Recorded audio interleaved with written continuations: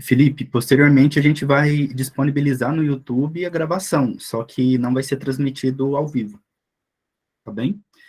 Boa tarde a todos, todas e todes.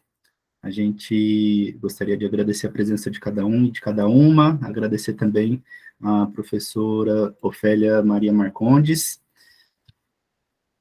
e nós, da Associação de Filosofia e Libertação do Brasil, temos o prazer, temos a honra de receber a todos para esse mini curso de verão, que tem como título, deixa eu só aceitar aqui uma pessoa, que tem como mini título Epistemologia Decolonial e Educação. Ele será ministrado pela professora Ofélia Marcondes, que é doutora em educação, em filosofia da educação pela Universidade de São Paulo, mestre em filosofia pela Universidade de São Paulo, e bacharel em filosofia também pela Universidade de São Paulo. Ela atua no Instituto Federal de São Paulo, Campo Registro, e se debruça sobre diversos temas e autores, como John Dewey, Leopoldo Zea e Francis Fanon. E a Ofélia eu tive o prazer de participar com ela da coordenação da FIO. Hoje ela não está mais da coordenação, mas é uma pessoa muito presente no grupo, é uma pessoa que enriquece muito a Associação de Filosofia e Libertação. E antes de passar a palavra para ela, eu só gostaria de dar algumas informações. Os certificados dos minicursos vão ser emitidos pelo Instituto Federal do Paraná, e para recebê-los, vocês deverão assinar as listas de presença que serão disponibilizadas no chat assim que a Ofélia nos orientar. Então, Ofélia, quando você determinar, eu envio a lista de presença no chat. E é necessária a presença de pelo menos 75% da programação do minicurso.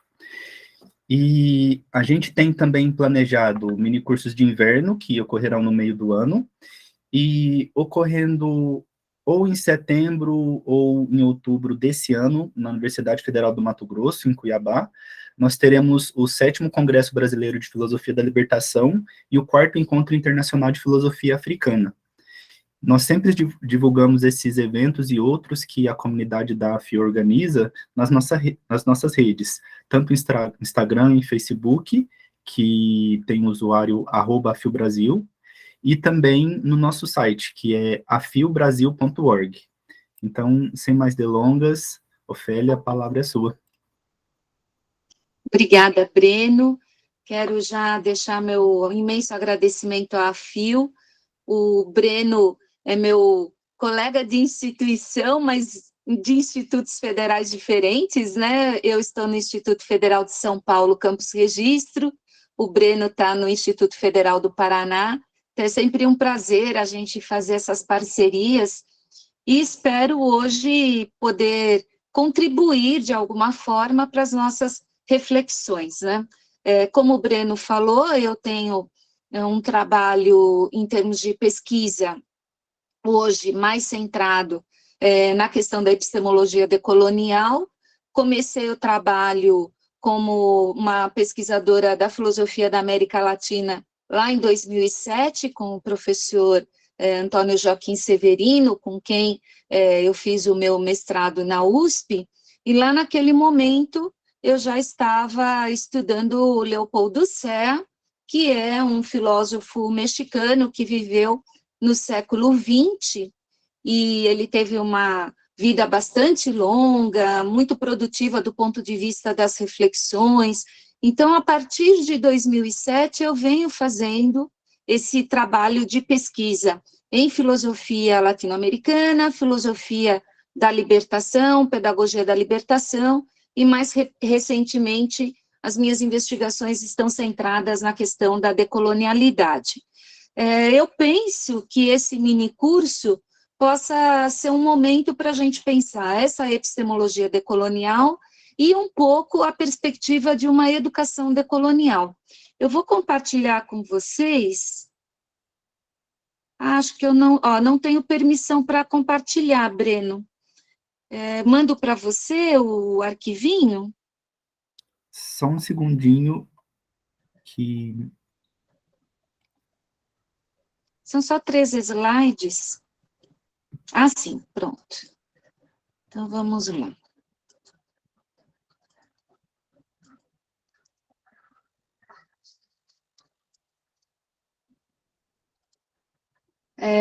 Então, a minha ideia é pensar um pouco a epistemologia decolonial e educação, né? Como eu disse, eu atuo no Instituto Federal de São Paulo, Campus Registro, e no âmbito do IFSP, a gente tem o grupo Mandacaru Educação e Filosofia. Eu vi que tem alguns colegas do Mandacaru aqui, né? Tem o Sandro, o José Humberto, não consigo ver todo mundo, mas o nosso grupo já vai participando, né, de inúmeras iniciativas de divulgação dos trabalhos que a gente vai realizando. E esse grupo também tem uma revista acadêmica chamada Revista Cactácea. O próximo número sai agora, dia 1º de março, inclusive tem artigo do Sandro, do José Humberto, de outros colegas, e a partir de 2 de março a gente vai receber a submissão de novos textos para o próximo número. Então, daqui a pouco eu peço para o Sandro, ou eu coloco aqui no chat o link da nossa revista, tá bom?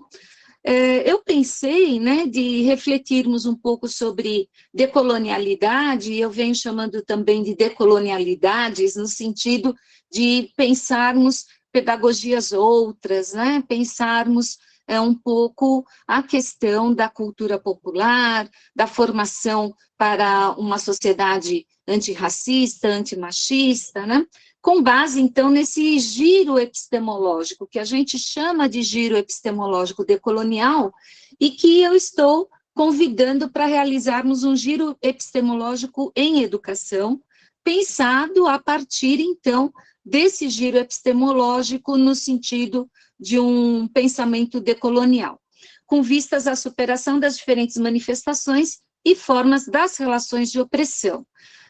Eu sempre venho comentando, né, que nós da área de filosofia temos um trabalho de aprofundarmos as discussões, de fazermos uma análise da realidade de uma forma diferente do que os nossos referenciais eurocentrados, né? E a gente vem buscando na filosofia latino-americana, de modo mais amplo, na filosofia da participação, da libertação de forma mais objetiva e por conta aí das questões decoloniais. Então, hoje, a minha perspectiva é a gente pensar a filosofia e as categorias decoloniais para uma análise da realidade, mas também para a gente desenvolver atitudes, né, decoloniais, para a gente desenvolver um currículo decolonial, para a gente ter no chão da escola uma docência decolonial. Então, o que eu venho observando, trabalhando na formação docente, no Campus Registro, eu atuo na licenciatura em Física e na licenciatura em Pedagogia, e a gente vê, né, que os nossos estudantes, tanto da pedagogia quanto da física, eles chegam no curso de formação de professores ainda carregados de uma ideologia eurocentrada para uma visão de mundo ainda muito competitivo, né, ainda capitalista, ainda meritocrático, e o processo de formação docente tem sido um processo de desconstrução desse processo ideológico altamente excludente. O que a gente observa, né, como o Paulo Freire já dizia, nós temos sempre uma base ideológica. O problema é a nossa decisão em termos de qual conjunto de ideias a gente vai utilizar. Se é uma ideia excludente ou uma ideia inclusiva, se é uma ideologia realmente democrática ou nós vamos optar por um conservadorismo, se nós vamos optar por um trabalho de retirada de direitos. Então, um pouco pensar a decolonialidade como uma proposta de mudança de atitude. Não é só na esfera do pensamento no sentido mais abstrato, mas é no sentido de uma mudança na nossa perspectiva de vida, inclusive, né? O Sandro, que está aqui conosco, costuma defender atos decoloniais. E esses atos decoloniais, eles vão exigir de nós uma mudança na nossa ética, uma mudança na nossa estética, uma mudança na nossa perspectiva política. O Sandro colocou aí no chat o link da nossa revista. Estão todas, todos e todos convidados para submeterem os artigos. A gente valoriza a questão da produção de ensaio no sentido de termos um pouco mais de liberdade para as nossas reflexões. Então, a gente tem feito um trabalho nesse sentido. Bom, o nosso minicurso, eu tenho aqui uma proposta, né, de discutirmos colonialidade, porque é muito difícil, para mim, pensar um minicurso sem conhecer as pessoas que são inscritas. Eu não sei se todas e todos são da área da filosofia, se são da educação, se são de outras áreas, né? Se já têm uma graduação, se são estudantes, se estão na pós-graduação.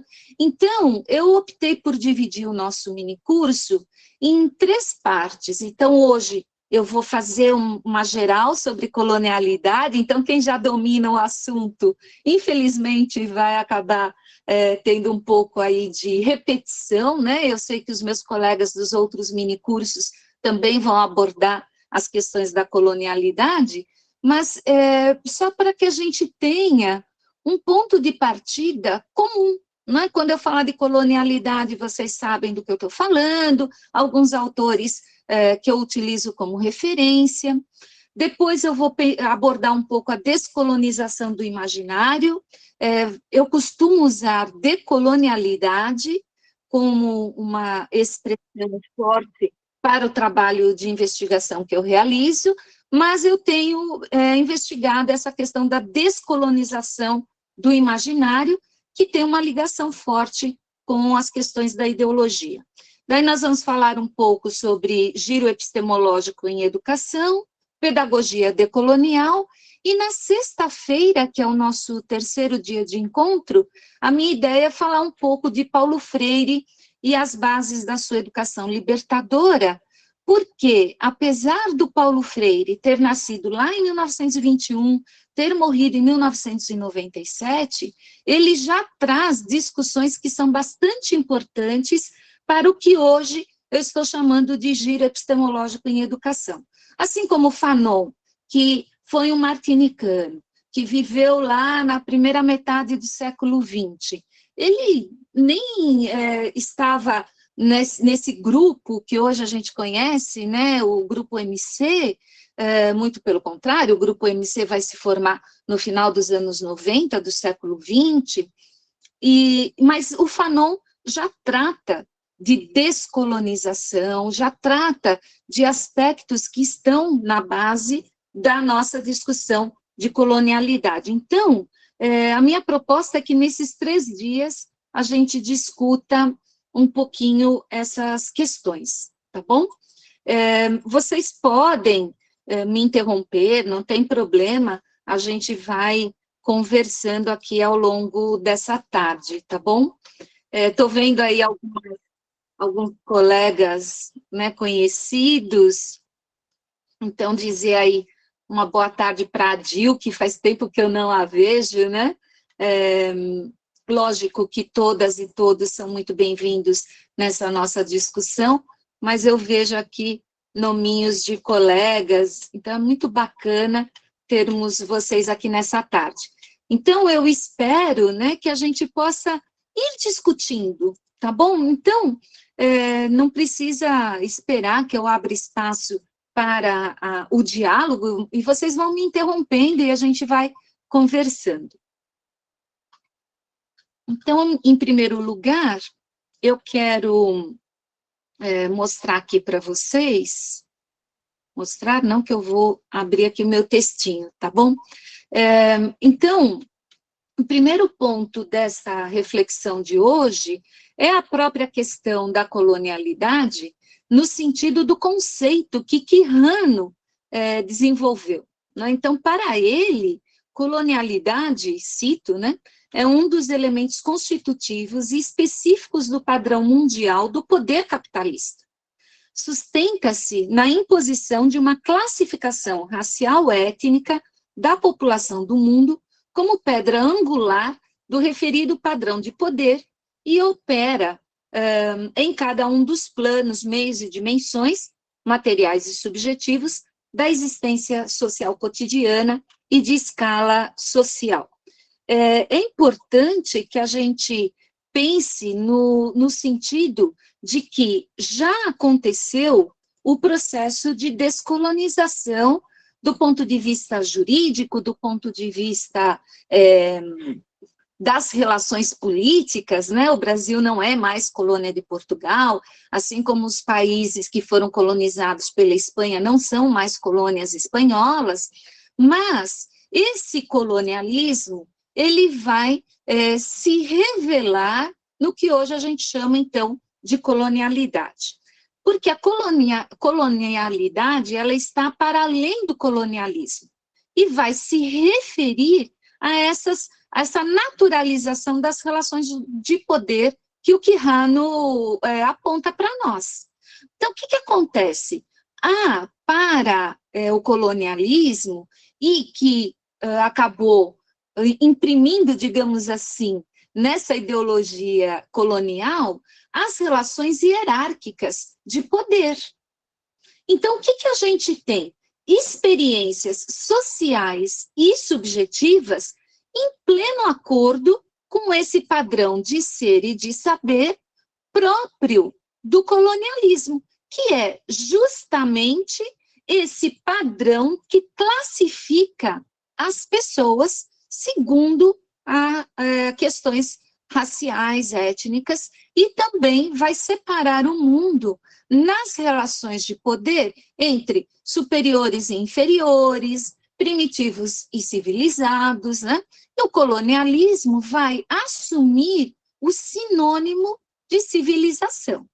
Então, se os colegas leram Fanon, em Pele Negra, Máscaras Brancas, o Fanon, ele vai dizer, né, ele vai criticar o trabalho do Manoni, que o Manoni dizia que os selvagens, eles ansiavam em ser civilizados, era da esfera da natureza desses povos primitivos o desejo de se civilizarem, digamos assim.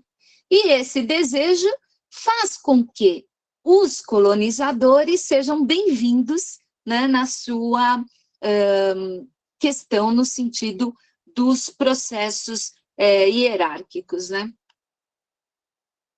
Marta, que bacana que você também está trabalhando essas questões na formação de professores. Eu fico muito feliz, porque é um trabalho árduo, né, que a gente acaba tendo que desenvolver com o pessoal aí que pretende ser docente, né? Bom, além, né, dessa questão da naturalização das relações de poder, o que a gente vai enxergar pela colonialidade é como ela revela as relações de exploração, tanto da mão de obra, como das próprias subjetividades que consomem ideias e produtos. Então, a colonialidade, ela é essa ideologia que está subjacente às nossas relações. Não somos mais colonos, mas ainda estamos muito colonizados por essas ideias próprias do colonialismo. Bom, então, a colonialidade, ela se sustenta nessas relações de hierarquia, de dependência e de classificação social. nós estamos sempre olhando para o norte global. Eu tenho um artigo publicado ano passado, né, que fala do sulear, né, de invertermos a nossa perspectiva de olhar o mundo. Então, eu não uso mais nortear, né, o olhar para o norte. Eu uso sempre sulear, porque nós estamos na perspectiva do sul global e a gente pretende, então, romper essas relações de dependência que existem do sul global e do norte global. O norte global detém essa hegemonia de pensar, essa hegemonia de ideologia, de pensamento, etc. e tal, e a gente tem o sul global submetido a essas relações de dependência ideológicas na construção das subjetividades e das relações sociopolíticas. Então, essas subjetividades, né, quem frequenta aí o grupo Mandacaru e mesmo o Grupo F, né, que também é o nosso grupo parceiro, o Grupo F é o grupo liderado pelo professor Antônio Joaquim Severino e pelo professor Marcos Lorieri, e o nosso grupo Mandacaru do IFSP é grupo parceiro, né, do Grupo F. Então, a gente frequenta os dois grupos e vai fazendo o nosso trabalho de estudo e de pesquisa. E eu venho colocando como pauta da nossa discussão essa relação da subjetividade. Como é que o sujeito se submete aos processos de hierarquia, de dependência, de classificação social. Essas três formas aí de relação, digamos assim, são o tripé da colonialidade. Se a gente tem, num aspecto mais amplo, a questão do patriarcado, que já vem lá desde antiguidade, né? O Sandro, que está aqui conosco, vem estudando com mais profundidade a questão do patriarcado, e a gente vê que o patriarcado ele se sustenta nas relações de gênero, nas relações raciais e no capitalismo. Então, esse tripé que a gente observa, que sustenta o patriarcado, ele vai se repetir justamente no colonialismo. Então, o colonialismo, ele é uma reprodução do patriarcado, ele pertence à esfera do patriarcado, e ele vai, então, reproduzir, né, a questão das relações de gênero, das relações étnico-raciais e das relações de classificação social. Bom, com o colonialismo, a gente vai observar uma expansão territorial. Então, a gente tem, vamos chamar assim, né, o Novo Mundo, como Hegel dizia, né, a Europa é realmente a grande Europa, e a gente não tem como pensar, né, em África, porque não tem história, assim como a América não tem história, e também a gente não vai pensar no mundo oriental e a sua cultura milenar, né? Como a gente não tem história na América e em África, que são esses dois grandes continentes submetidos ao norte global, a gente não tem história, porque a história, para a Europa, começa com os processos de colonização. Então, eu tenho a América a partir do momento que chegam aqui espanhóis e portugueses. Ora, e os povos que já estavam aqui? Né? Então, por isso que também eu venho usando outra expressão, que não só América ou América Latina, que é justamente a Bi Ayala, né? Que é essa denominação histórica do continente americano na língua cuna, que significa terra em plena maturidade ou terra de sangue vital. Então, eu tenho usado a Bi Ayala no sentido de América, justamente para fazer essa marcação de que nós já temos história desde sempre. O que não temos é essa história eurocêntrica, né, que se dá a partir da presença de portugueses e espanhóis no território hoje conhecido como América.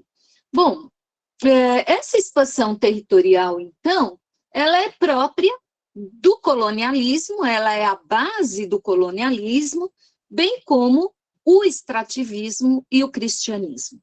Então, não podemos pensar em decolonialidade sem levar em conta esses aspectos do colonialismo, que são a questão da hierarquia, a questão da dependência, a questão da classificação social. E, com isso, expansão territorial, extrativismo e cristianismo.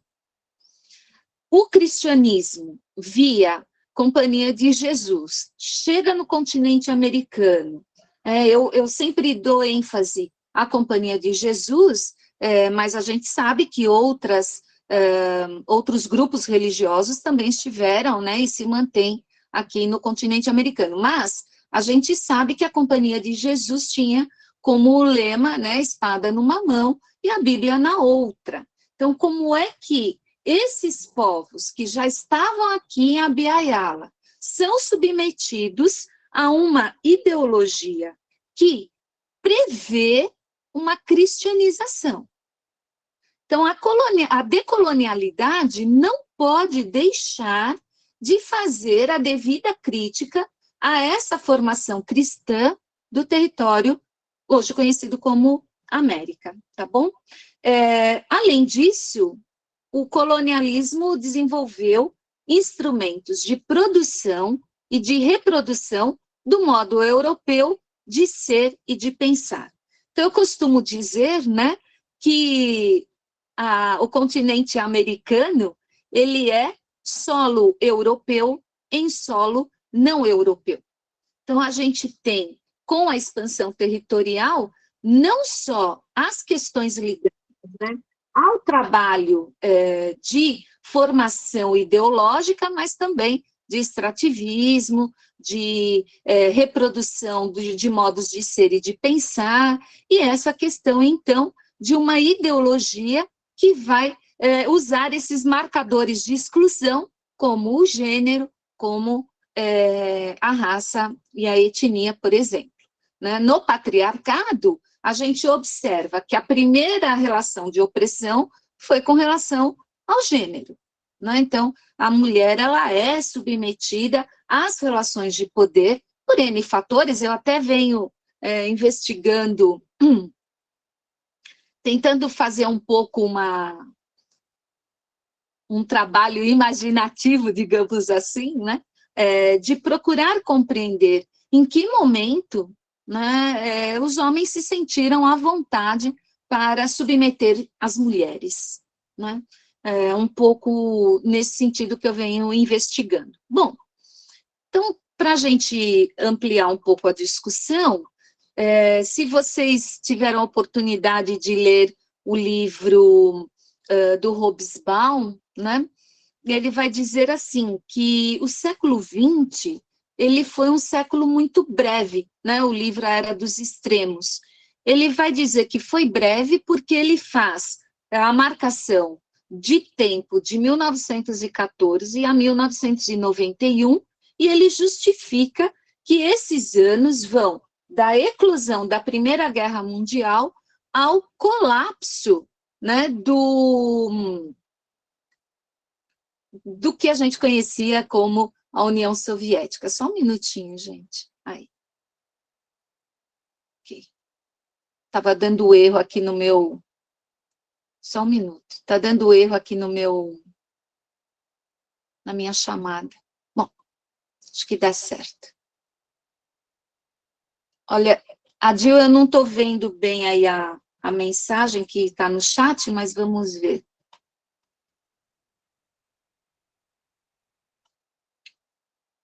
Ah, tá bom, a Aline pediu para compartilhar o artigo, a Adil compartilhou um link. com a Era dos Extremos. Obrigada, Adil. E depois, Aline, você fala do artigo que eu citei, do Suleando? Se for, depois eu te mando, tá bom? Professora, é esse mesmo. Tá bom, Aline, eu mando para você, tá bom? Me cobra, viu, por favor. Então, na Era dos Extremos, né, o Hobsbawm vai tratar do século XX como esse século breve, né, que vai, então, da eclosão da Primeira Guerra Mundial ao colapso da União Soviética, como ele chama. E ele diz o seguinte, cito, sem dúvida, o século XX foi o século mais assassino de que temos registro, tanto na escala, frequência e extensão da guerra que o preencheu, mal cessando por um momento na década de 1920, como também pelo volume único das catástrofes humanas que produziu, desde as maiores fomes da história até o genocídio sistemático. Fim da citação, isso está na página 22 da edição que eu tenho do livro do Hobsbawm. Porém, com todo o apreço que eu tenho pela obra do Hobsbawm, né, eu gosto de ler Hobsbawm, mas a gente precisa discutir a história também a partir de um referencial latino-americano. Por isso da decolonialidade, dessa postura efetivamente crítica às questões próprias das nossas circunstâncias. E por isso que eu trago o Quijano e o Wallerstein, que apontam o século XVI como o século mais longo da história, que produziu a modernidade e, com ela, o franco desenvolvimento do colonialismo. Então, vejam, se por um lado, Hobsbawm fala do século XX como um século breve, né? Logicamente que eu estou comparando duas coisas diferentes, né? Estou comparando o século XX e o século XVI, mas é nesse sentido de perspectiva, de como é que eu olho para a história do ponto de vista, né, latino-americano. Para nós, o século XVI, pegando aqui a referência do Quijano, é um século extremamente longo. E a gente vê os efeitos do século XVI ainda no nosso século XXI. E para o fortalecimento do colonialismo, houve, então, nas Américas, uma destruição generalizada dos povos originários e a importação de mão de obra de pessoas escravizadas. Então, veja, o século XX foi violento? Sem dúvida. Mas o século XVI foi extremamente violento. Né? Acho que alguém pediu a palavra, pode falar. Não precisam ficar só me ouvindo, não. Podem ir comentando, tá bom? Concordando, discordando. Aqui nós temos a liberdade de dizermos o que a gente pensa, tá? Ai, Adil, obrigada, viu? A Adil é uma linda. Ter compartilhado aí o artigo que eu falo do Suleando. Bom, então, esse modelo de colonialismo do século XVI, ele vai iniciar todo o processo de racialização e de classificação das diferentes populações e vai remodelar geograficamente o mundo. É a manutenção, então, da diferenciação, como eu já disse, de superiores e inferiores, primitivos civilizados, racionais e irracionais. Né?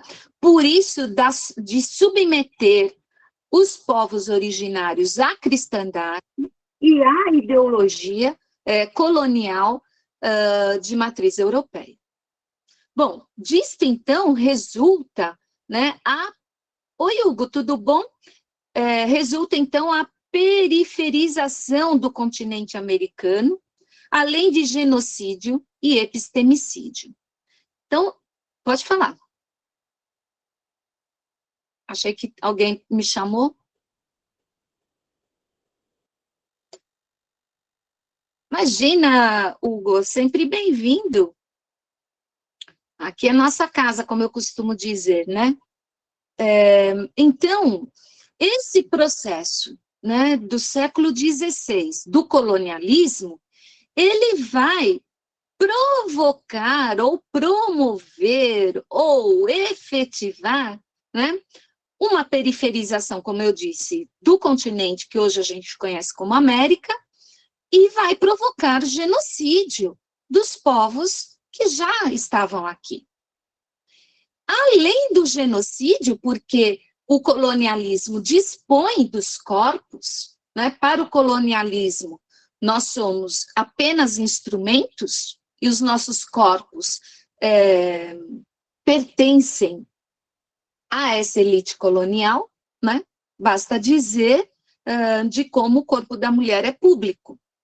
Né? Basta dizer que quando se discute a questão do aborto, está nas mãos, de modo geral, né, dos conservadores, dos homens que legislam, né? Sequer ouvem as nossas discussões. Eu uso meu cabelo grisalho. Quantas vezes já me perguntaram por que eu não pinto o cabelo, por exemplo, né? Mas não perguntam para o Sandro por que ele não pinta a barba, não é verdade? Então, por que o corpo da mulher tem essa questão da esfera pública que vai dominando esses corpos que produzem mão de obra. Então, é importante que a gente observe que há um genocídio dos povos originários porque o colonialismo dispõe dos corpos. E isso a gente pôde observar nos últimos 4 anos aí de governo, né? Que tudo bem, né? Vamos aí deixar a Covid comer solta, né? Porque, afinal de contas, quem morreu, gente? Os mortos por Covid têm cor, né? Tem classe social. Então, a gente não pode deixar de observar que o colonialismo é sustentado por genocídios. E, como diz o Boaventura de Souza Santos, né, o colonialismo também resulta em epistemicídio. Então, eu tenho a morte, o silenciamento, a invisibilização de saberes. O Maldonado Torres, num dos textos que eu vou citar daqui a pouco, ele fala que nós, que estamos na América Latina, não podemos mais segurar o nosso grito de horror, né? Se, por um lado, nós temos aquela questão do espanto presente no pensamento do Aristóteles, né? O Maldonado Torres vai falar que nós, latino-americanos, que estamos preocupados, né, com esse giro epistemológico, que estamos fazendo uma crítica às ciências sociais, que estamos procurando olhar o mundo via sul global, não podemos mais silenciar o nosso grito de horror. Então, ele vai contrapor aquele espanto do Aristóteles, né, que é o momento de fazer filosofia, com esse grito de horror que ele vai colocar como o centro, o ponto de partida para que a gente pense a nossa realidade. E é nesse longo século XVI, então, que temos o desenvolvimento de uma experiência colonial cuja ferida permanece aberta até hoje. Então, não podemos mais deixar de olhar para a nossa realidade segundo a nossa formação como pessoa, como sujeito dessa história, como protagonista, enfim. São palavras que eu não gosto muito, mas na falta de outra, né? Então, vamos colocar dessa forma. Esse indivíduo que é latino-americano, ele é parte dessa ferida colonial. Como é que nós vamos tratar essa ferida colonial? Com uma mudança epistemológica. E por isso que a decolonialidade vai propor, né, algumas ferramentas e algumas categorias para que a gente possa operar efetivamente esse giro epistemológico. Bom, continuando, o fim das colônias e do colonialismo não colocou um ponto final na mentalidade colonial ou no que eu estou chamando aqui de colonialidade. Somos ainda herdeiras e herdeiros desse século XVI, que é, sem dúvida, como eu já disse, e concordo com o Quijano, o século mais longo da nossa história. Dada a permanência da colonialidade na ideologia, nas relações de poder, né, na violência, na hegemonia do pensamento eurocêntrico. Então, o que a gente observa é que essa ferida colonial que sustenta as relações de poder, né, altamente hierarquizada, ela vai mantendo esses processos ideológicos. Com o colonialismo do século XVI, nasce a intrincada relação entre capitalismo, extrativismo e expansão territorial, desencadeando, então, as relações de dominação com extrema violência e um novo modelo de relações políticas e sociais altamente hierarquizadas. A essa matriz colonial que Quijano chamou de colonialidade do poder. Até aqui querem comentar algo, fazer alguma crítica, concordar, discordar? Está indo muito rápido, que eu vou misturando aqui a minha leitura com os meus comentários. Deixa eu olhar aqui o chat. Então, tá bom. Se vocês acham que está indo bem, a gente continua. Então, agora, eu vou falar um pouco a partir do que o Maldonado Torres traz como leitura, que ele vai falar o seguinte: o Quijano, e agora eu cito o Maldonado Torres, ele fala da colonialidade do poder, abre aspas, como um modelo de poder especificamente moderno que interliga a formação racial, o controle do trabalho, o Estado e a produção de conhecimento. Então, quando o Quijano vai falar da colonialidade do poder, ele também vai falar da colonialidade do ser, colonialidade do saber, né? O Maldonado Torres, inclusive,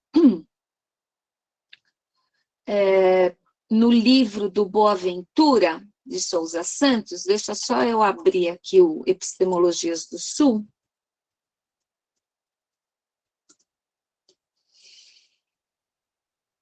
Aqui. Que eu acabei fechando.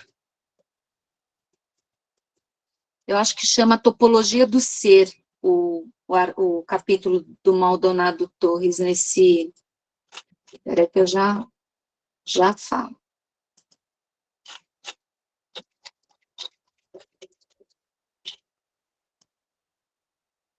Gente, minhas aulas são assim meio confusas mesmo, viu?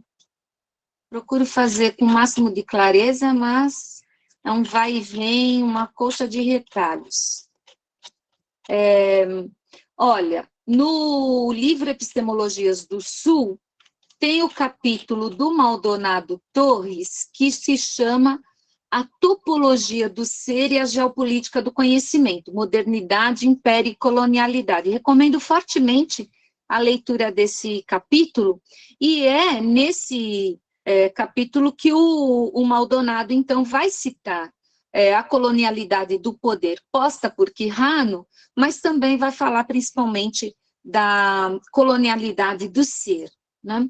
E com isso, o Quijano vai falar, então, que esse processo, né, ideológico da manutenção do colonialismo na esfera da ideologia faz com que a gente tenha uma divisão da população mundial a partir de uma formação racial.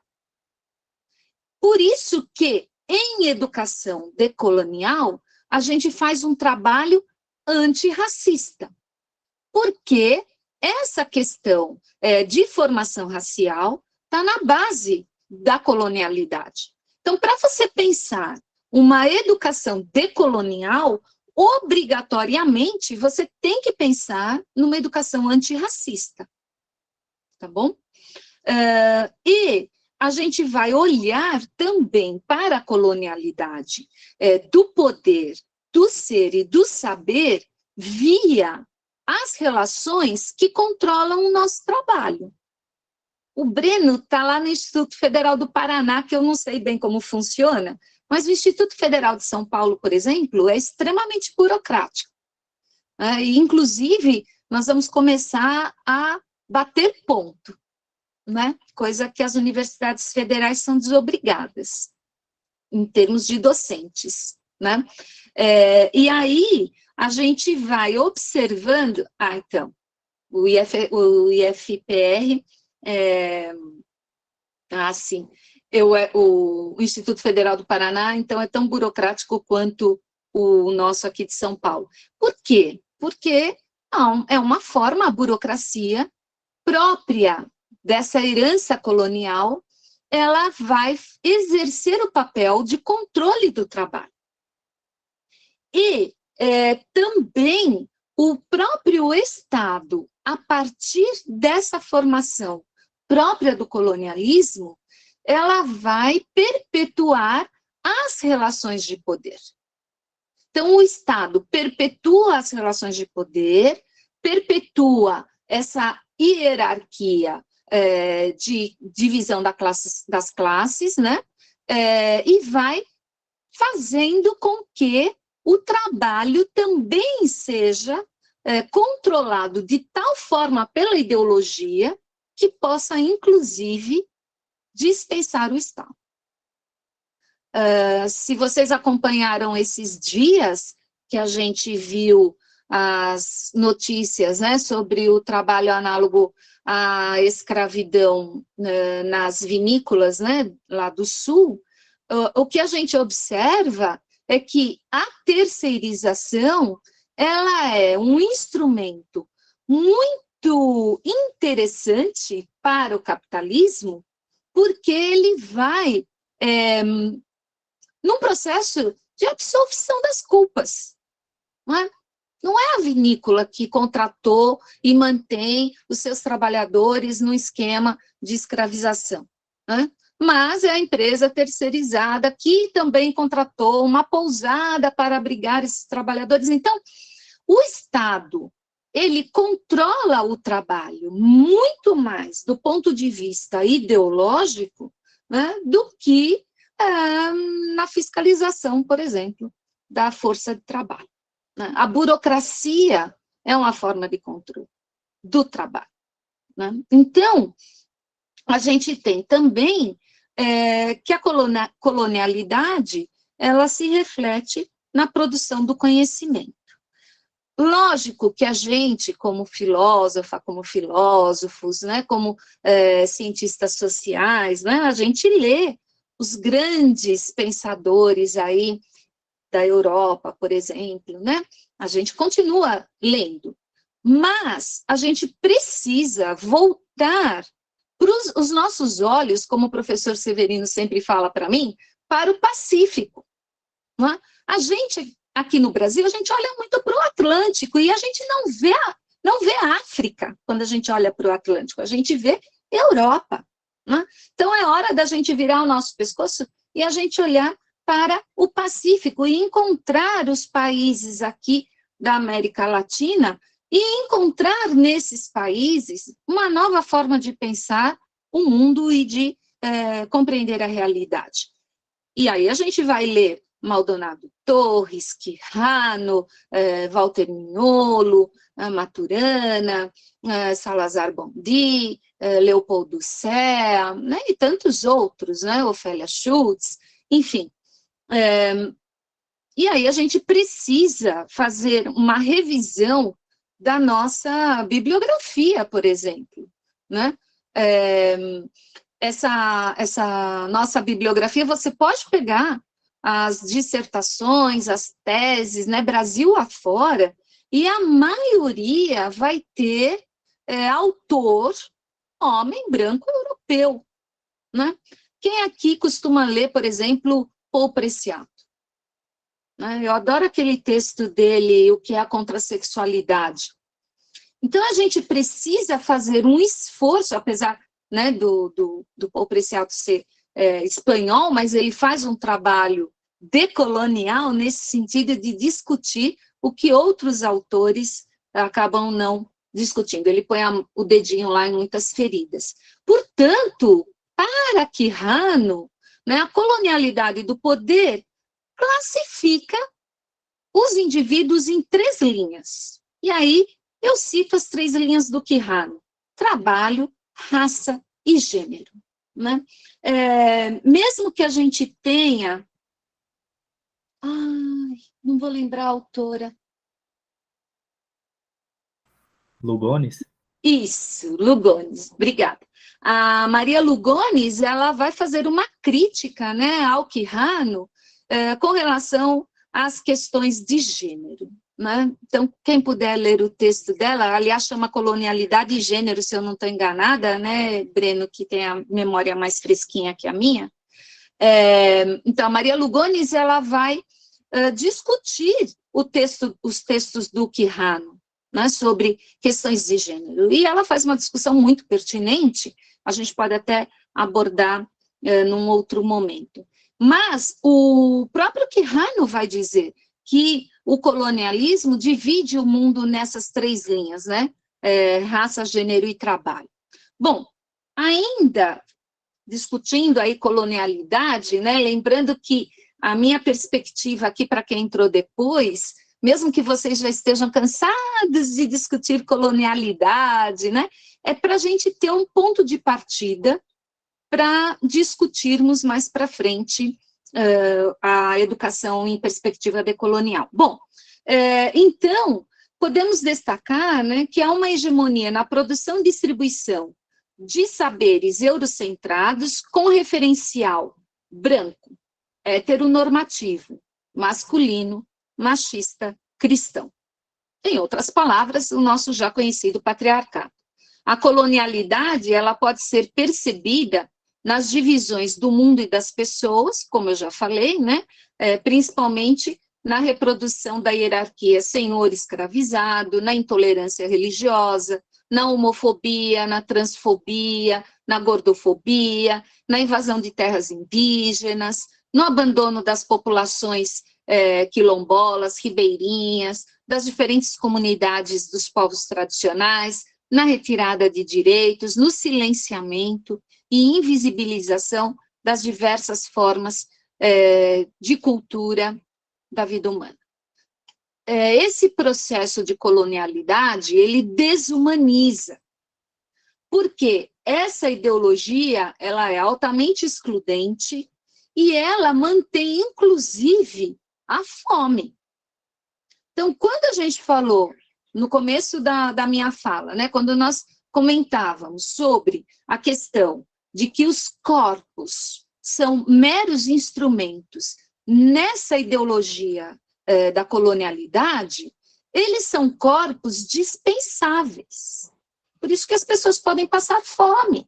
Nesses últimos 4 anos, nós tivemos aí um número assustador de 33 milhões de brasileiros passando fome. Né? Acabamos de ver aí a questão dos Yanomamis, né?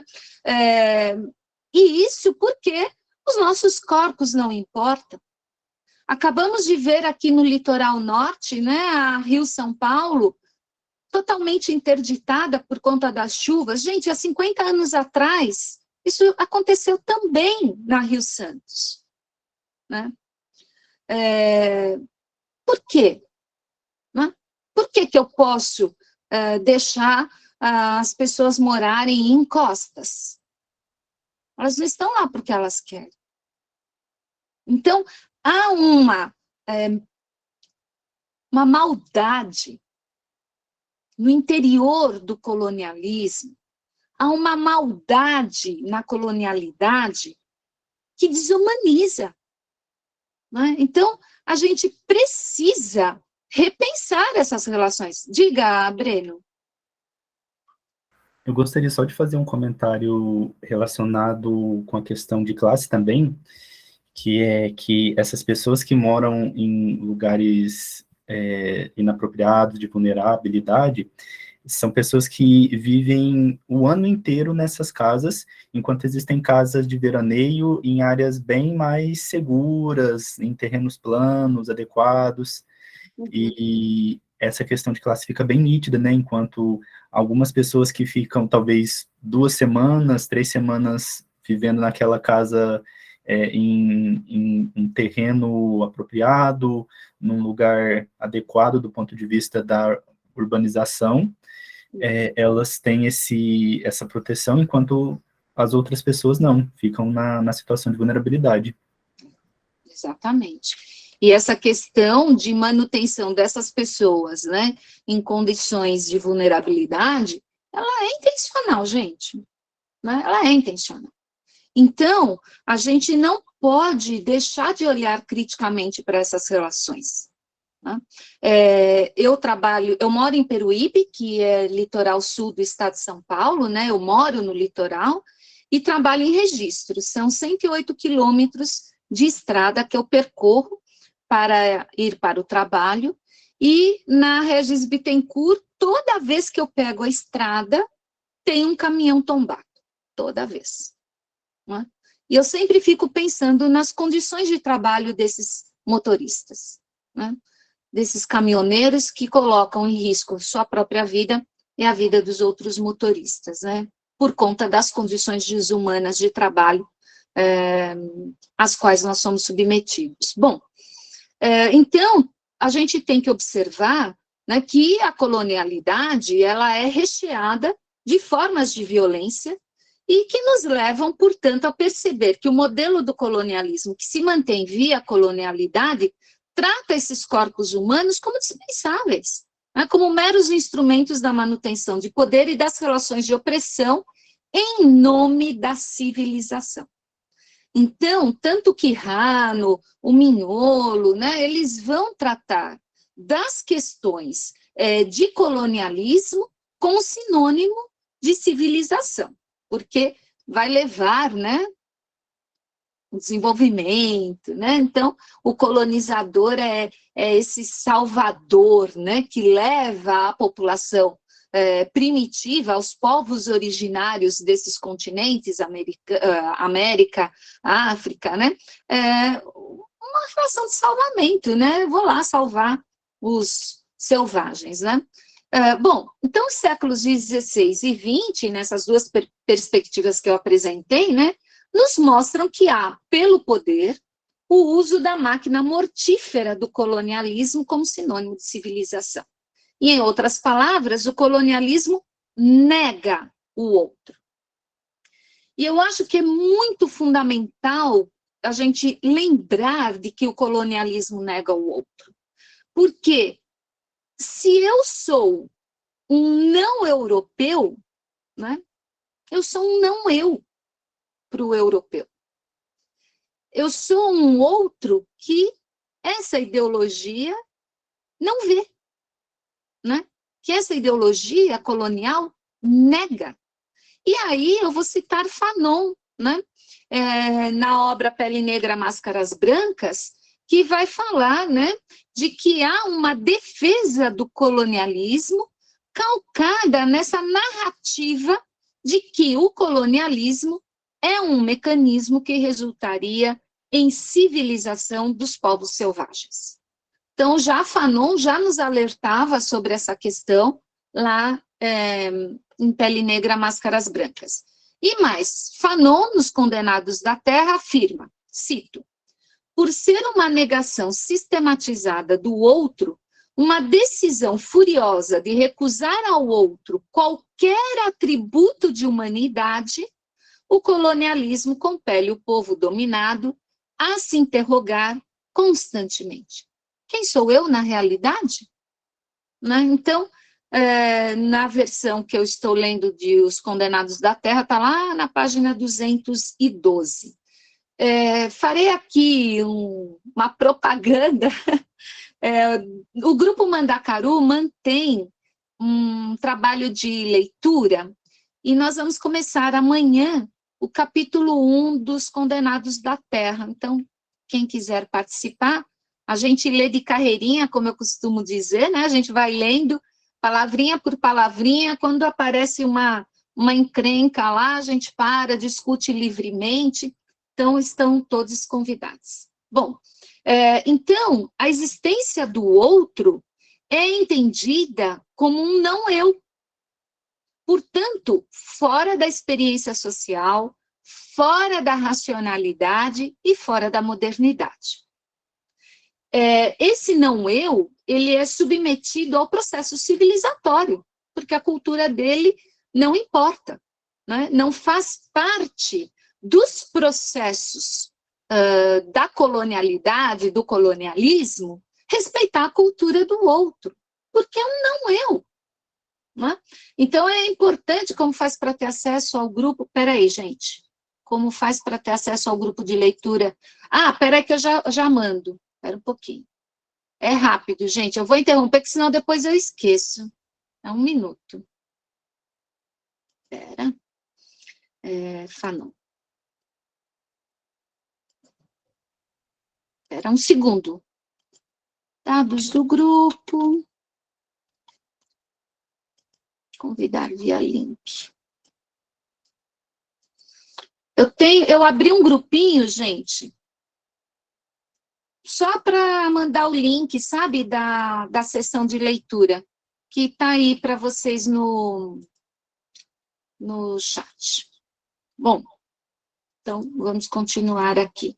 É bem legal ler Fanon, a gente adora. Então, esse não eu, né, então ele é submetido ao processo civilizatório, ou seja, ao colonialismo, inicialmente, e à colonialidade posteriormente. Por que eu coloco a colonialidade como posterior? Porque o colonialismo é aquela ação de expansão territorial, de aculturação, de extrativismo, né? Enfim. E a colonialidade é essa ideologia que permanece mesmo após as guerras de independência ou os movimentos de independência. Então, a descolonização, ela coloca um fim, né, nas relações entre a matriz e a colônia, mas ainda mantém, na lógica da colonialidade, reproduzindo todas essas relações de poder e o pensamento hegemônico do norte global, que eu já falei anteriormente, né? Portanto, suleando, né, as nossas reflexões, eu vou começar agora uma discussão sobre o giro epistemológico decolonial como um referencial teórico, para depois, amanhã, a gente pensar no giro epistemológico em educação e caminhos para uma educação escolar e uma construção de um currículo decolonial. Eu tenho pensado no currículo decolonial como um processo de descolonização e descolonizante, tá bom? Bom, eu vou começar a fazer um apanhado de como se dá, né, esse giro epistemológico. Certamente vocês estão cansados de saber, como eu já disse, mas eu vou me posicionando, tá bom? Essa aula inicial, a gente vai fazendo um trabalho de posicionamento. Então, eu parto das discussões sobre a virada epistemológica operada pelo grupo Modernidade e Colonialidade, né, que aí é fácil de vocês encontrarem como se deu, né, a formação desse grupo, que objetivou uma revisão crítica da produção das ciências sociais na América Latina, ou no Extra-América, como muitos colegas nossos utilizam, né? Ou ainda como a Bia Ayala, que eu já falei para vocês, que é como eu tenho gostado de usar, né? E essa revisão crítica vai nos levar a uma revisão das fontes eurocêntricas que subjazem a nossa ideologia. Eu leio Leopoldo Sea já desde 2007, né, esse filósofo mexicano que eu comentei com vocês, e ele vai dizer assim, que nós, na América Latina, fizemos cópia da filosofia europeia, mas ele vai dizer que nós fizemos más cópias. Por quê? O Sea, ele se sentiu inspirado por Ortega y Gasset, quando Ortega y Gasset falou o seguinte: eu sou eu e minhas circunstâncias, né? Então, Serre começa a discutir as questões da filosofia na América Latina a partir das circunstâncias, né? Então, ele vai falar sobre mestiçagem, sobre identidade, sobre comunicação, vai falar sobre as questões do colonialismo, vai falar da América Latina como consciência, né? Essa tomada de consciência de que somos latino-americanos, e ele vai construir uma filosofia da circunstância. E é por isso que a gente faz uma revisão das fontes eurocêntricas via essas categorias que são, hoje, parte dessa epistemologia decolonial, que são as relações de poder, né, o epistemicídio, a hierarquização, a divisão do mundo sempre em dois, né? Então, a gente vai usar essas categorias para dialogar com as nossas circunstâncias e fazer a crítica à produção das ciências sociais na América Latina, das ciências humanas de modo geral, né? Então, isso está sendo conhecido como giro decolonial, né? E ele não estabelece apenas uma crítica às ciências sociais, mas ele vai também para o âmbito jurídico, para as artes, vai fazer críticas às universidades, né, à política, aos intelectuais. Se vocês abrirem o banco de teses e dissertações da USP, eu fiz isso ano passado, eu não fiz uma revisão, vou fazer esses dias uma revisão. E você coloca lá, no termo de busca, decolonial ou colonialidade, quando eu fiz a pesquisa, vieram só 5 teses, e nenhuma tese da Faculdade de Educação, por exemplo, onde eu fiz, né, meu mestrado e meu doutorado. Não vem. Quando eu fiz o estágio pós-doutoral, que eu fiz com o professor Severino, eu estudei filosofia no Panamá, e como que estava sendo a alteração dos processos de educação, né? Porque no Panamá a violência contra a mulher estava muito acentuada, né? E as meninas tinham autorização para se casarem aos 14 anos, a partir dos 14 anos de idade. E estava acontecendo um movimento a partir das escolas para que aumentasse a idade de autorização de casamento das meninas, porque elas se casavam, engravidavam e abandonavam os estudos, né? Então, o meu estágio pós-doutoral já foi nessa linha da filosofia da educação na América Latina, mas com um foco específico no Panamá. E a gente olha para o banco de tese e dissertações e a gente não tem, né, a pesquisa sobre decolonialidade de forma efetiva, por exemplo, né? Então, por isso que esse giro decolonial também fará as críticas às universidades, né?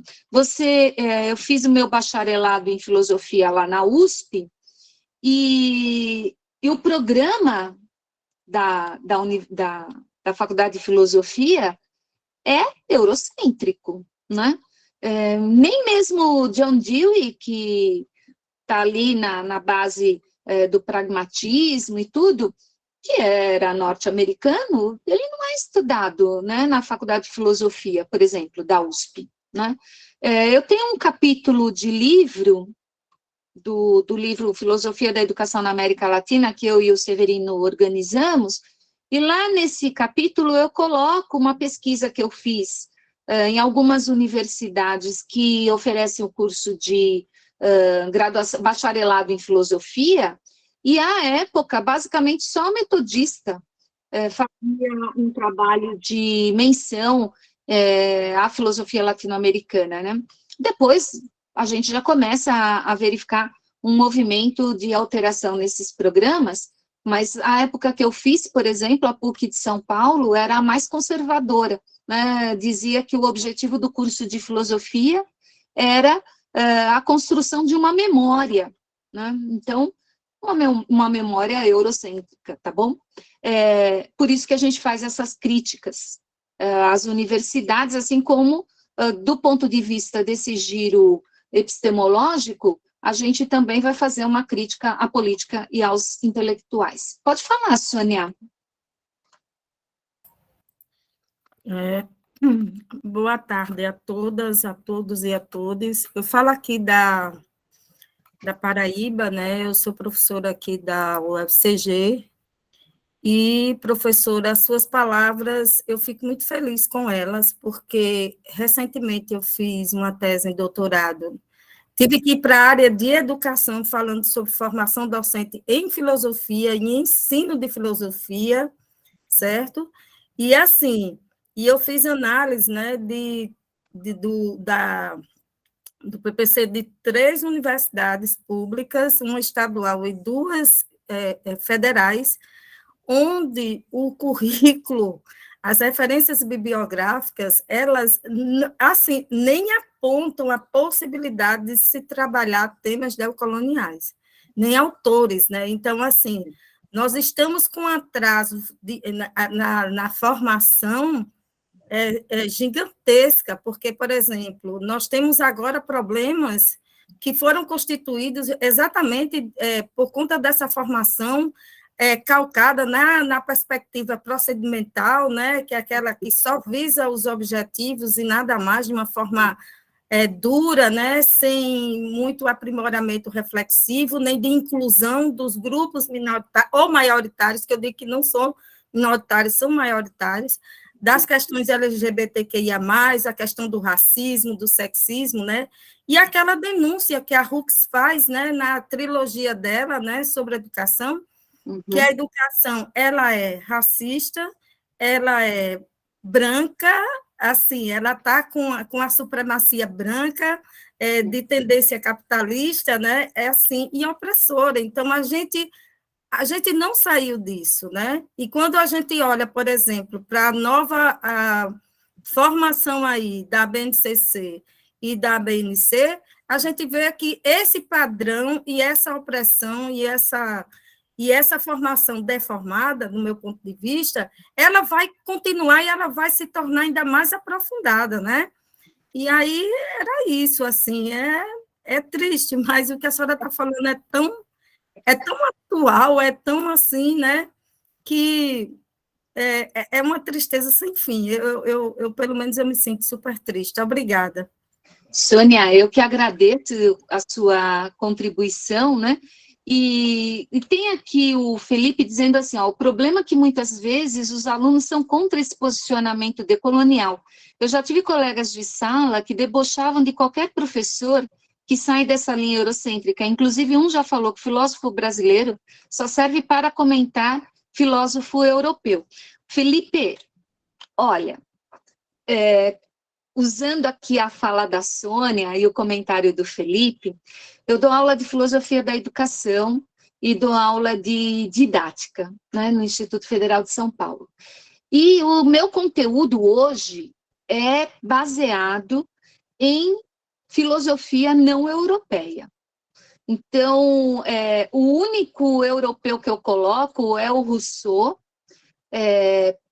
não porque eu idolatre o Rousseau, nada disso, mas é porque eu gosto de trabalhar uma cena pedagógica para trabalhar uma leitura analítica, né, de texto filosófico com os alunos, e depois todo o restante da bibliografia do curso, ela é de autores latino-americanos. E eu tenho procurado, Sônia, também, autoras, né? Então, a Audibênia está lá na minha referência bibliográfica, né?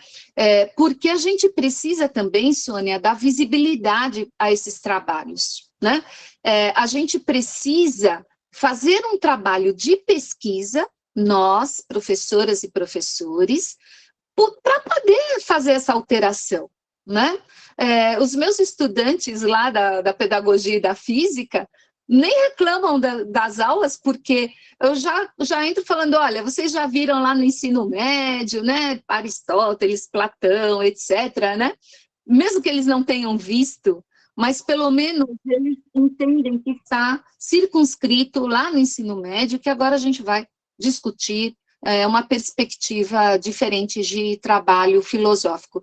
E aí, Felipe, essa questão que você coloca, né, em grande medida, a professora Olgária de Matos, né, que é professora na Faculdade de Filosofia lá da USP, houve um momento em que ela disse que filósofo brasileiro é apenas historiador de filosofia, né?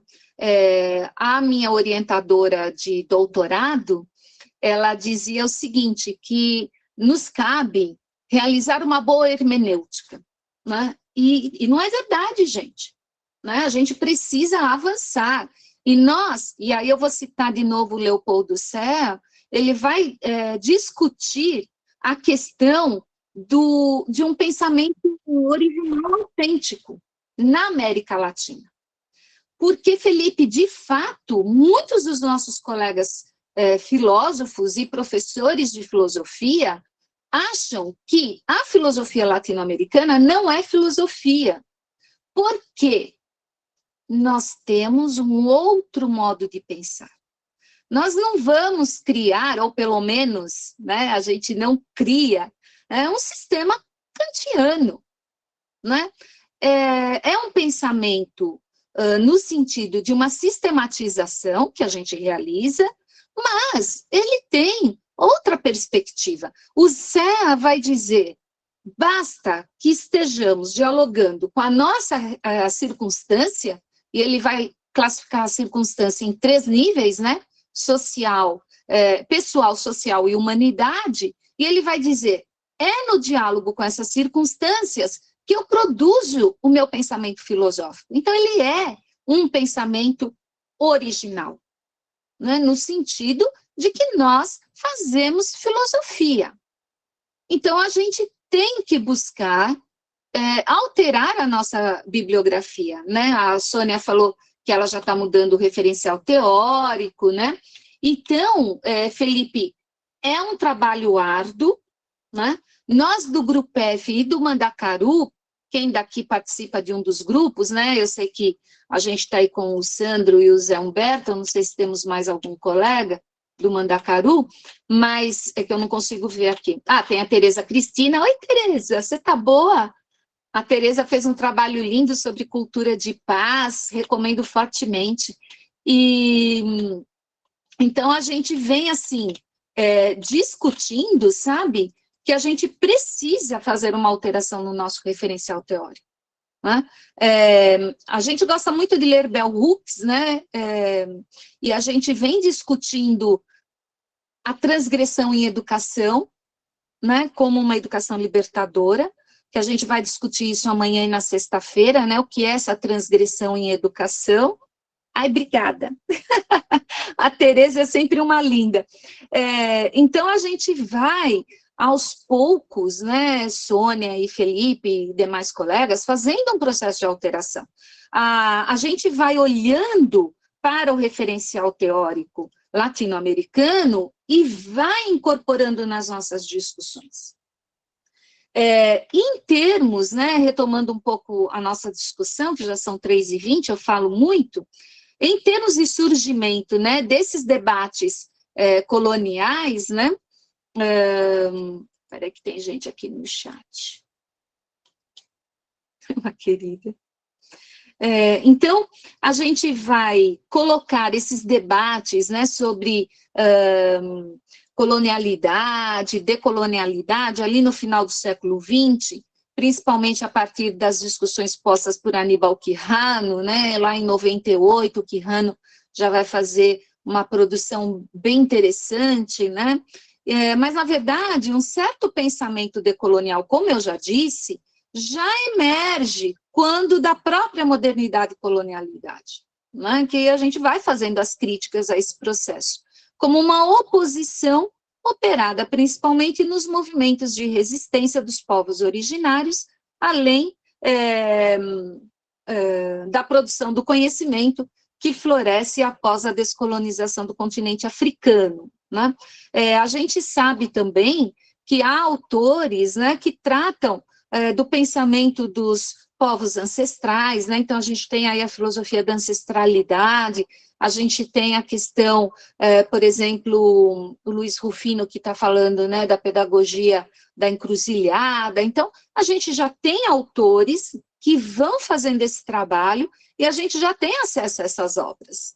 Então, não faz mais sentido a gente continuar pautando as nossas aulas apenas em autores europeus. É para jogar fora a produção dos colegas da Europa? Não, gente, não.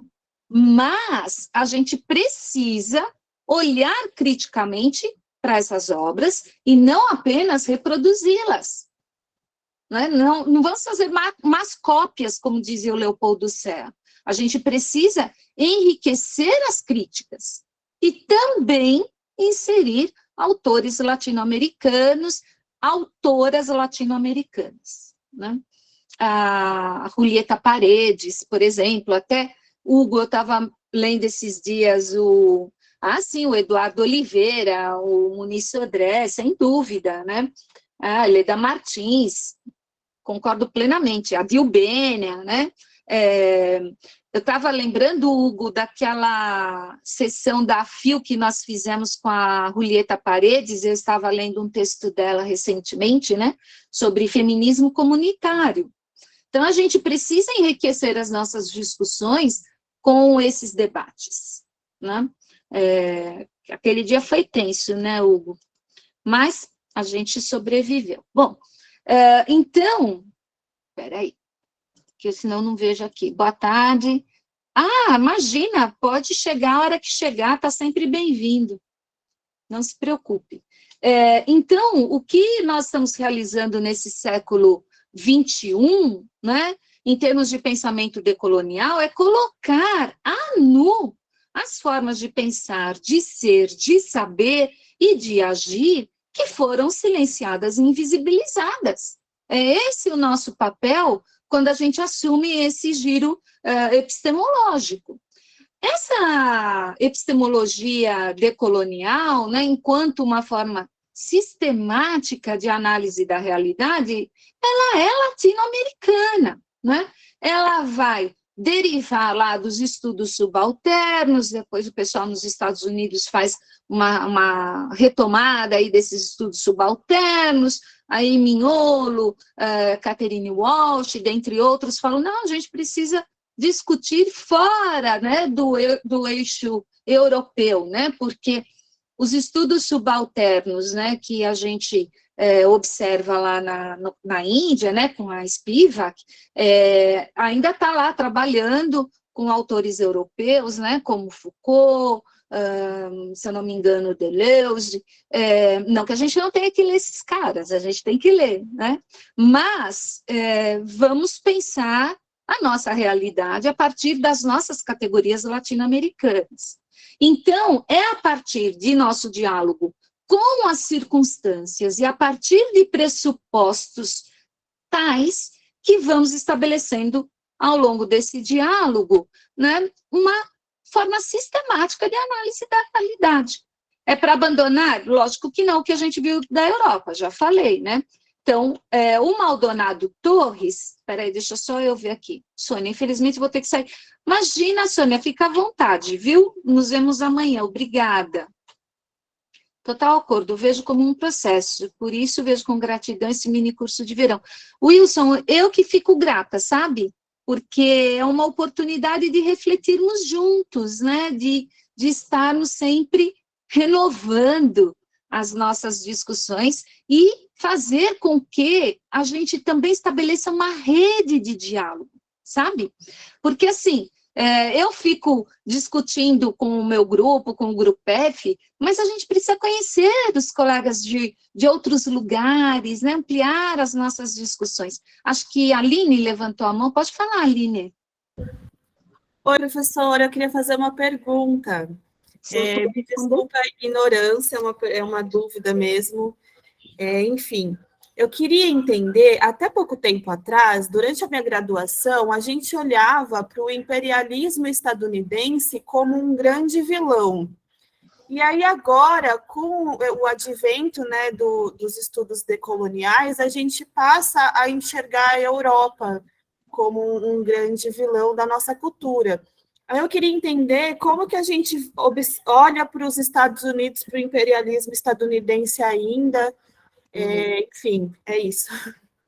Então, Aline, eu centro aqui a minha discussão, né, na crítica ao pensamento europeu, porque ele é bastante presente, principalmente na nossa filosofia, né?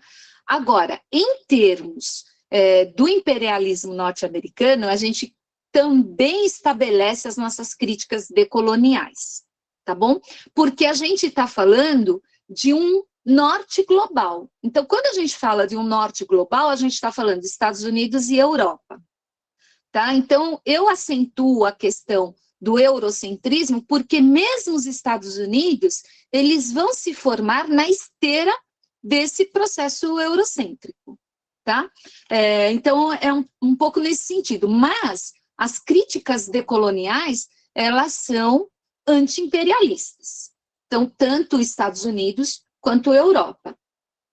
Respondi, Aline. Sim, professora, eu estava pensando mais ou menos nessa linha, você só confirmou. Obrigada, viu? Imagina. Ó, a Tereza coloca aí no chat, né, que ela acabou me convidando para fazer uma fala lá no trabalho dela de mestrado, né, e aí ela colocou o link lá da entrevista. Ela está sendo generosa quando fala que a entrevista foi maravilhosa, mas maravilhosa foi ela e o trabalho que ela faz, tá bom? Pode falar, Zé Humberto. Aproveitando a deixa, eu sugiro uma indicação. A colega acabou de falar sobre os Estados Unidos. Eu sugiro a quem tiver interesse sobre a decolonialidade, uma perspectiva do estadunidense, ler o filósofo cubano, radicado há mais de 20 anos na Colômbia, Ocano Ortiz. Eu fiz estudos com ele enquanto orientando o professor Antônio Joaquim Severino. Ele aborda muito essa questão, não só eurocentrismo, mas justamente essa hegemonia dos saberes fragmentados do ser, assim por diante, a partir da perspectiva dos Estados Unidos. Eu considero extremamente importante, porque o alunado hoje da escola pública, público-alvo também, meu público-alvo, hoje em dia esse alunado é muito comandado por essa ideologia norte-americana. Então, eu acredito que a decolonialidade, a partir dessa visão estadunidense, pode fazer com que nós consigamos práticas de ensino e aprendizagem que possam aproximar mais de nossos alunos da educação básica, com ênfase na escola pública. Então, fica a minha dica, Ocana Ortiz. Eu acho que eu escrevi certo aí no chat, né, Zé Humberto? Acho que sim. Está corretíssimo. Obrigada pela dica, pela lembrança, que realmente eu acabo esquecendo dessa indicação e você bem lembrou. Obrigada. Bom, então, vou falar um pouquinho da perspectiva do Maldonado Torres. Já são 3h30, vou continuar aqui mais um pouquinho. A gente havia combinado, né, 2 horas cada encontro. E depois, esse material que eu estou praticamente lendo e comentando com vocês, ele vai para a revista Cactácea, que vai sair agora dia 1º, tá bom? Então, depois eu mando para vocês... Não, já deixa eu colocar aqui, vai. O meu WhatsApp...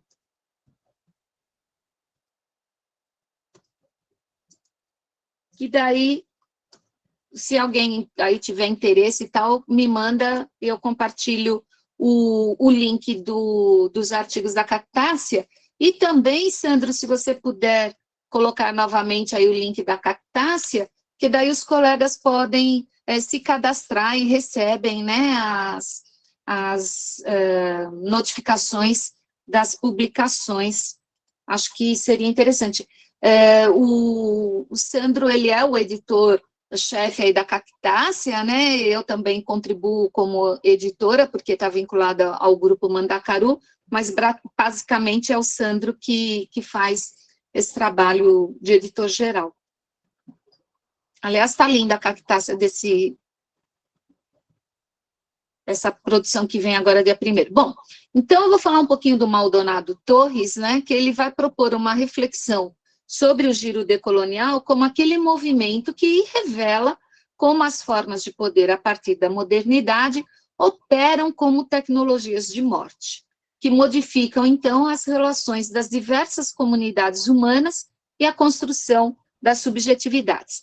Então, para esse pensador, cito, né, o giro decolonial, cito, se refere ao reconhecimento de que as formas de poder coloniais são múltiplas e que tanto os conhecimentos como a experiência vivida dos sujeitos que mais estão marcados pelo projeto de morte e desumanização modernos são altamente relevantes. Só um minutinho. São altamente relevantes para entender as formas modernas de poder e para prover alternativas às mesmas. Esse texto do Maldonado Torres, ele está naquele livro que eu gosto muito, que é justamente o Giro Decolonial, Reflexões para uma Diversidade Epistêmica mais além do capitalismo global. É uma obra bem fundante para quem está discutindo decolonialidade, né? Então, a partir também das leituras de Walter Mignolo, né? Porque o Walter Mignolo, ele vai compreender que o giro decolonial é uma certa liberdade de pensamento que busca compreender, e aí eu cito rapidamente, né? Formas de vida outras, economias outras, teorias políticas outras, né? Quando esses autores decoloniais colocam formas de vida outras, economias outras, né? Significa que se eu colocasse, né, outra forma de vida, outra economia, outra teoria política, eu estou usando como base a mesma teoria, né, a mesma economia, a mesma teoria política, a mesma forma de vida, mas buscando uma alternativa dentro do próprio sistema. Por isso que os autores aí que estão fazendo essa crítica decolonial, eles vão usar pedagogia outra, economia outra, porque eles querem desvincular das formas aí convencionais de pensar o mundo. Então, é um processo de superação da colonialidade do ser, do saber e do poder que invadem o nosso imaginário e se transforma em ideologia. Aí a gente vai citar Paulo Freire, né? Para Paulo Freire, não há neutralidade possível, não é nem na educação, nem na questão política, nem nas relações, nós não somos neutros, né? Paulo Freire vai dizer que nós sempre partimos de uma base ideológica. A questão é, se eu opto por uma base ideológica inclusiva, ou se eu parto de uma base ideológica excludente. Então, para o Paulo Freire, como não há neutralidade, a gente sempre faz uma opção ideológica. Agora, a questão é, como é essa opção ideológica? Ela é democrática ou ela é autoritária conservadora? Né?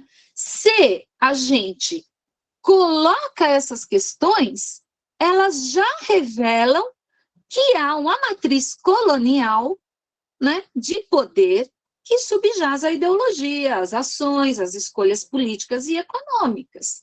Né? Porque se eu falo para vocês qual é a base ideológica de vocês, inclusiva ou excludente, é porque a gente convive com essas duas possibilidades. Se eu convivo com essas duas possibilidades ideológicas, sabendo que nós não somos sujeitos de neutralidade, em que medida eu faço essas escolhas? Né? O senso comum, muitas vezes, né, logicamente que não sempre, mas de modo geral, o senso comum reproduz a matriz colonial. E aí eu vou citar Paulo Freire de novo. Lá no livro dele, Educação como Prática de Liberdade, Na versão que eu tenho, é que não está aqui comigo, na versão que eu tenho, na página 57, tem uma nota de rodapé que ele escreveu, que eu gosto demais, eu sempre cito essa nota de rodapé. Ele vai dizer o seguinte, que há uma diferença entre viver e existir, né? Para Paulo Freire, viver é isso que se faz, né? Deixa a vida me levar, a vida leva eu, né? No sentido de que vai cuidando da sua vida, digamos assim, sem parar para pensar nos processos ideológicos que nos arrastam para essa vida. Para o Paulo Freire, quando há uma tomada de consciência histórica, e quando essa tomada de consciência me coloca numa posição de protagonista da produção da existência, então eu existo. Então, o Paulo Freire vai fazendo essa distinção entre viver e existir, e ele vai dizer que existir é comunicar, porque para Paulo Freire não existe uma existência sem comunhão. Então, é no processo de comunhão, de comunicação, que se dá a produção da existência. Então, por isso que ele faz essa distinção, né, entre viver e existir, que eu acho muitíssimo interessante. Eu gosto muito dessa colocação que o Paulo Freire faz. Está lá na página 57 do Educação como Prática de Liberdade. Gente, alguém quer comentar algo?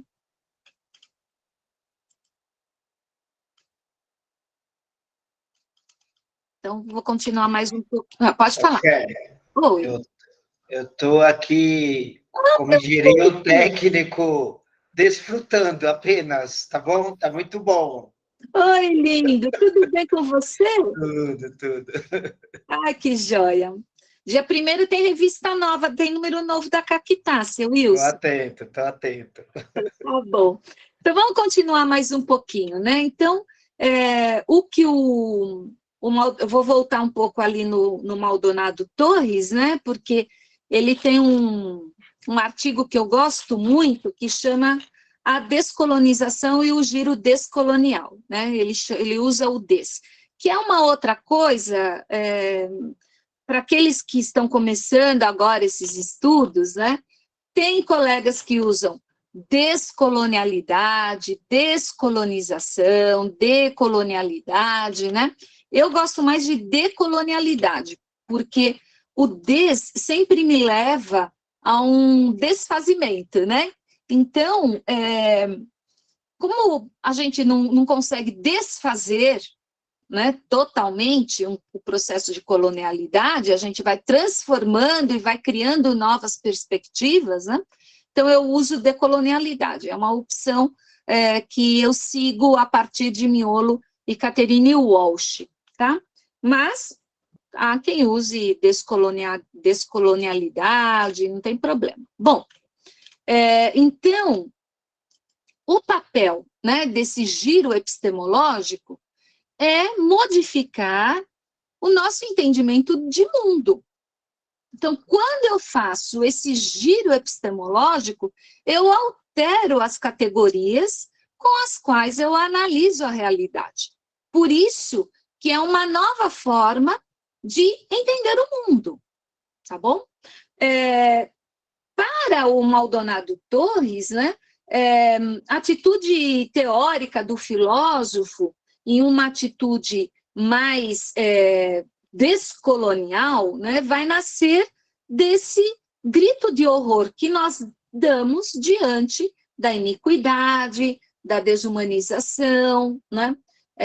Eu estou preparando um estudo sobre abominações, né? O que é que a gente abomina, né? E eu estou buscando inspiração no Chomsky, justamente, porque ele vai falar das relações econômicas na democracia e como é que elas são abomináveis, né? como essas relações econômicas desumanizam, né? Então, pretendo, em breve, publicar o artigo nesse sentido. Bom, então, quando um pensador tradicional, né, que ali a questão que o Felipe colocou, né, um pensador que vai falar da verdade sobre o mundo, né, a gente tem que perguntar qual verdade, né? De que verdade estamos falando, né? Quando a gente fala de liberdade, de que liberdade estamos falando? Num dos grupos aí dos quais eu participo, eu não sei se é de psicologia e filosofia, ou mesmo na FIL, que a gente discutiu outro dia sobre a liberdade, né? Para mim, liberdade é aquela que se opera fora das relações de opressão, né? Então, toda relação de opressão retira a liberdade. E aí a gente vai ter, nos pensadores, né, como Maldonado Torres chama de tradicionais, né, que é a questão que a Sônia colocou, que o Felipe colocou, né, em que medida esses pensadores tradicionais trabalham? Muitas vezes trabalham na esfera de chamar o trabalho como a busca da verdade sobre o mundo, né? Que aparece com problemas, né? E aí a gente tem que olhar para o mundo também em sua perversidade, né? Também na superação das desigualdades. E isso, essa busca da verdade, não pode ser só do ponto de vista teórico, mas da análise da realidade, né? E o Maldonado Torres vai dizer assim, que é urgente a gente entender que o mundo é um mundo de morte, né? Na opinião dele, essa morte essa morte ela acaba com a relação naturalizada, com as relações naturalizadas de poder, né? Quando a morte se coloca como um processo de libertação, né? Já que eu não consigo operar a libertação a partir dos processos, né, revolucionários, de alteração da política, etc. e tal, a morte é uma possibilidade de romper as relações de opressão, né? Aqui eu estou reproduzindo a fala do Maldonado Torres, tá bom? Agora, nós, filósofos e filósofas, né, latino-americanos e latino-americanas, né, a gente está em busca de uma reconstrução de mundo e uma restauração dos processos de humanização, né? Aí, é aquilo que o Fanon falou, o colonialismo nega o outro, né? Então, é hora de buscarmos a compreensão sobre esse outro. Isso é fundamental, né? Então, a pergunta que a gente precisa responder é: como é que eu opero para que não ocorra essa morte simbólica do outro, né? Que a gente pode traduzir como silenciamento, invisibilização, né? Mas essa morte do outro, ela tem que nos causar horror, na opinião do Maldonado Torres. E é esse grito de horror que vai impulsionar o giro epistemológico, na opinião dele, tá certo? Tem uma questão que ele coloca, né, que é possível a generosidade, o amor, né, como superação das divisões hierárquicas naturalizadas.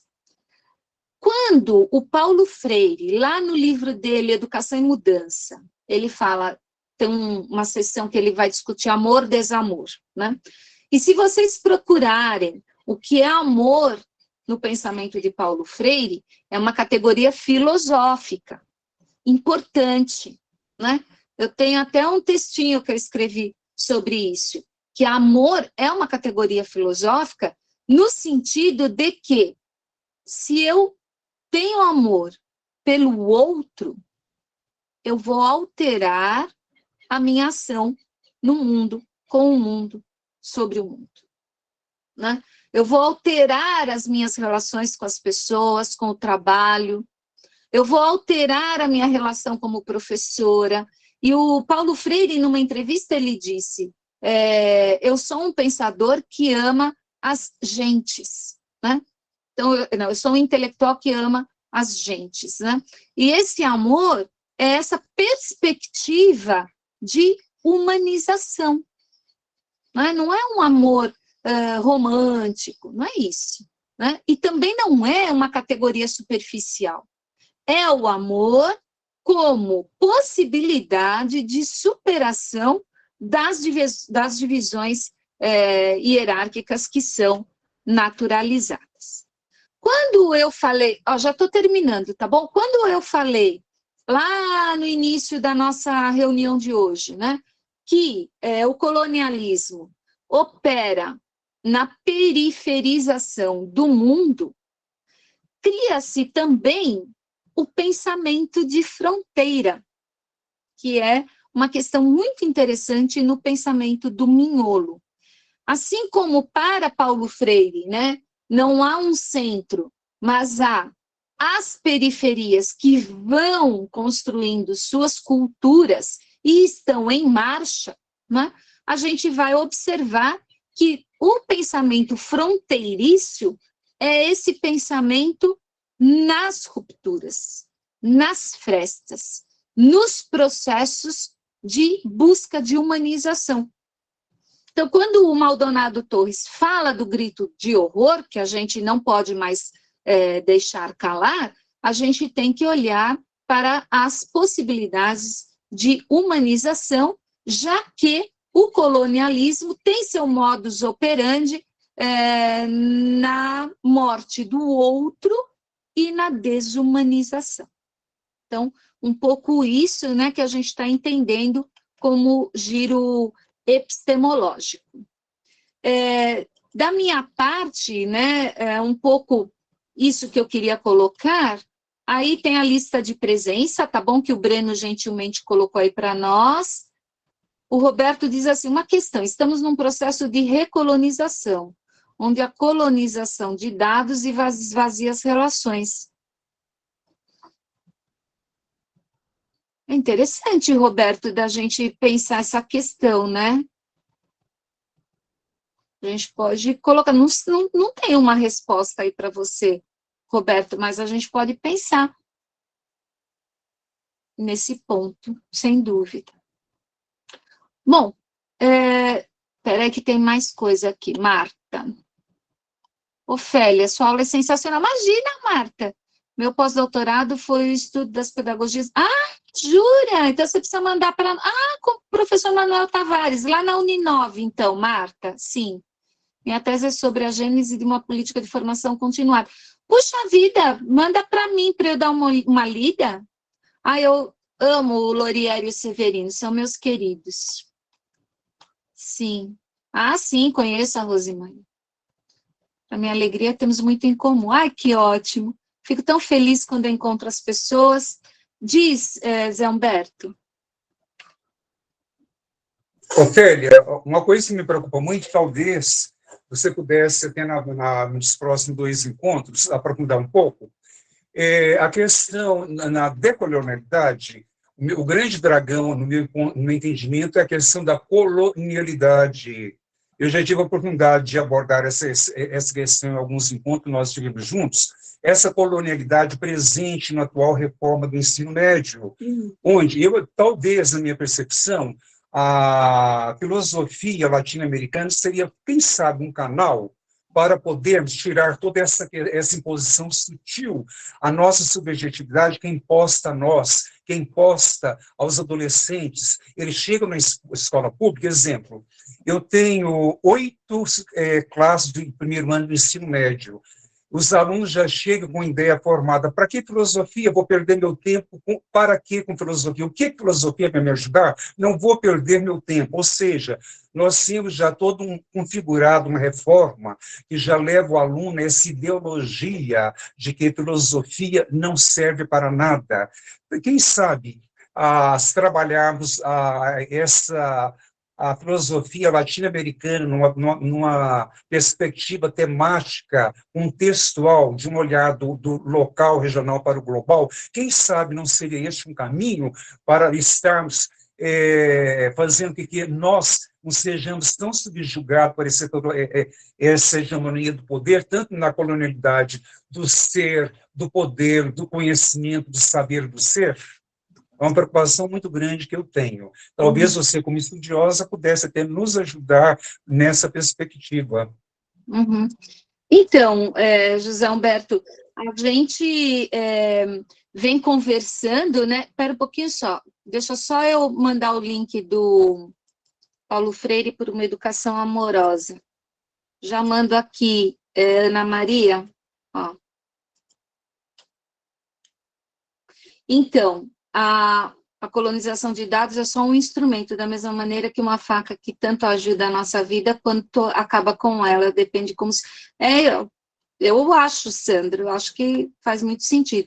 Olha, a gente vem, né, José Humberto, desejando e lutando e colocando como parâmetro, digamos assim, né, que o novo ensino médio caia, né, o chamado novo ensino médio. Quando o Camilo Santana foi convidado para o Ministério da Educação, eu ainda cheguei a conversar com algumas pessoas, né? Falei, olha, eu não tenho esperança, né, no Camilo Santana como um grande ministro da Educação, né? Mesmo porque ele tem o seu trabalho atrelado a algumas instituições privadas, né? E uma ideia desenvolvimentista que não combina, né, com a nossa perspectiva do que é uma educação, principalmente dos jovens do ensino médio, né? Então, a gente tem aí a perspectiva de que esse novo ensino médio caia, assim como a Sônia falou, né, da Base Nacional Curricular Formação, né, BNC Formação, e a gente também gostaria muito, né, de uma alteração aí da BNCC. São 3 documentos altamente colonizados, né? Colonizados nesse sentido mais ideológico possível, da construção de uma escola pobre para pobres, né? Porque se você pegar o São Domingos, lá em São Paulo, eles continuam dando aula de filosofia, sociologia, né? Não tem essa coisa aí de projeto de vida que, infelizmente, acaba esbarrando quase que numa aula coaching, né? Então, a gente precisa pensar, sabe, José Humberto, um pouco em como é que esses jovens fazem a atribuição de sentido de modo geral, né? Eu acho que não é só a filosofia que eles olham como algo que não serve para nada, né? E aí eu gosto muito daquele videozinho do professor Franklin Leopoldo e Silva, né? Que ele fala assim, realmente, a filosofia não serve para nada. Só que se você perguntar para um filósofo, para uma filósofa, né, que horas são, né, a pessoa vai, mais do que olhar o relógio, né, vai pôr em questão o tempo, vai pôr em questão a dominação de um relógio, né, as relações de opressão que as horas impõem. Então, José Humberto, eu penso que cabe a nós fazermos esse papel de ir mostrando como é que se constrói a atribuição de sentido. Eu acho que é um dos caminhos, né? Os meus alunos da pedagogia e da física, né, que começam filosofia da educação lá comigo, eles ficam muito chocados, porque eles falam assim, mas, Ofélia, a gente nunca parou para pensar nisso, né? Porque a gente vem acostumado a ler Platão, Aristóteles, Santo Agostinho e assim por diante, né? Descartes, Newton, e a gente acaba não colocando em pauta filósofos latino-americanos, que eu penso, sim, José Humberto, que seriam muito importantes para a gente operar uma descolonização, vamos chamar assim, do currículo. Amanhã eu pretendo abordar um pouco, né, do que é uma possibilidade de descolonização do currículo, tá bom? Bom, faltam 4 minutinhos, né, Breno? Acho que a gente pode aí passar para você o encerramento do nosso encontro. Não sei se você tem avisos gerais. De qualquer forma, a minha participação por hoje fica por aqui e quero já agradecer demais a participação de todo mundo que compareceu. Espero ter podido contribuir com as nossas reflexões. Então, se o Breno quiser dar aí uns informes, não sei. Ofélia, nós que agradecemos por essa aula fantástica, e eu só reforço que aqueles e aquelas que desejarem receber certificado, basta assinar a lista de presença que foi colocada no chat, e amanhã, no horário de 14 às 16 novamente, nós teremos a segunda sessão desse mini curso. Sim. Muito obrigado a todos e todas pela gentil atenção, e até amanhã. Até amanhã, gente. Muito obrigada, viu? Beijo. Até amanhã, obrigado, Ofélia. Tchau, tchau, tudo de bom. Tchau, tchau. Até amanhã, obrigado. Até amanhã. Até amanhã, obrigada, gente. Até amanhã, gente. Beijos.